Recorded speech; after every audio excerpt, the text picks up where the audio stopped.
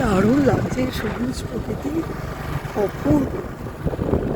ও একদম প্রাণ মন জুড়িয়ে গেল এই সবুজ গাছ দেখে।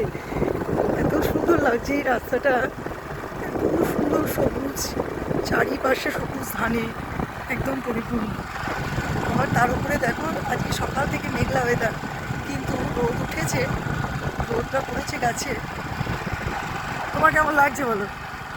দারুণ দারুণ এই জায়গা এই যে গাছকে যে এদিকে গাছটা না, হ্যাঁ। এটা আমরা গ্রামে আগে দেখতাম, মানে আমি যেখানে গ্রাম ছিল আমাদের, কোথায় তোমাদের গ্রাম?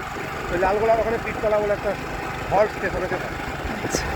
ওইখানে এরকম একটা রাস্তা ছিল যেটা একদম বাংলাদেশ বর্ডার ছিল।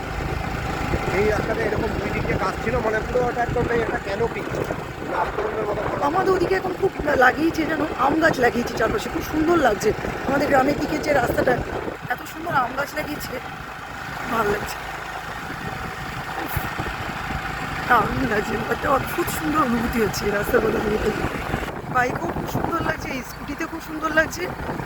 হেঁটে ভুল করে বেরিয়ে গেল, যদি হেঁটেও যাওয়া হয় বিকালবেলায় খুব ভালো লাগবে।